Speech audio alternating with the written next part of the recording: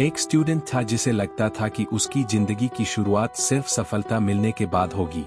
हर सुबह उसकी जिंदगी एक ही तरीके से शुरू होती थी। उठो, स्टडी करो, दूसरों से कंपेयर करो, फिर वही दोहराओ। धीरे धीरे उसने क्रिकेट खेलना छोड़ दिया, दोस्तों से मिलना छोड़ दिया, त्योहार मनाना छोड़ दिया। हर बातचीत सिर्फ अंकों, रैंक, एग्जाम और रिजल्ट तक सीमित हो गई। एक परीक्षा खत्म होती तो दूसरी शुरू हो जाती। एक लक्ष्य पूरा नहीं होता तो दूसरा सामने आ जाता। और इसी तरह साल बीतते गए। फिर एक दिन उसे एक डरावनी सच्चाई समझ आई। वह जिंदगी की तैयारी करने में इतना व्यस्त हो गया था कि जीना ही भूल गया।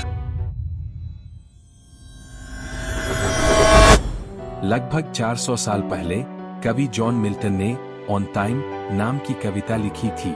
इस कविता में मिल्टन समय से सीधे बात करते हैं। वे कहते हैं कि समय हर उस चीज को नष्ट कर देता है जो अस्थायी है। सफलता, ईगो, दौलत, सुंदरता, यहां तक कि इंसानी जीवन भी।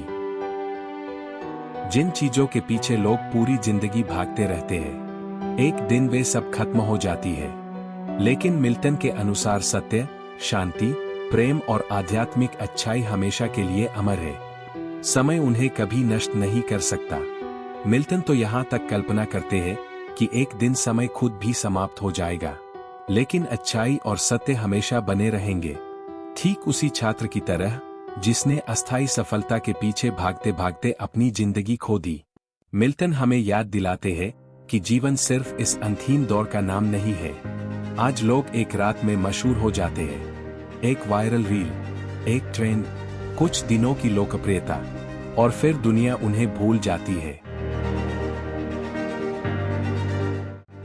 लेकिन शेक्सपियर की मृत्यु के 400 साल बाद भी पूरी दुनिया उन्हें याद करती है। मिल्टन मानते थे कि सच्ची महानता को पत्थरों के स्मारकों की जरूरत नहीं होती। एक लेखक अपने शब्दों के प्रभाव से अमर बनता है। इसीलिए ऑन शेक्सपियर कविता में मिल्टन कहते हैं कि शेक्सपियर को किसी मकबरे या पिरामिड की आवश्यकता नहीं है। उनकी रचनाएं ही उनका जीवित स्मारक बन चुकी है। क्योंकि अस्थायी प्रसिद्धि समय के साथ मिट जाती है, लेकिन सच्ची कला और सत्य हमेशा जीवित रहते हैं। हर स्टूडेंट जो अपनी फाइट खुद लड़ रहा है, तुम अकेले नहीं हो। Subscribe the daily Rohilla.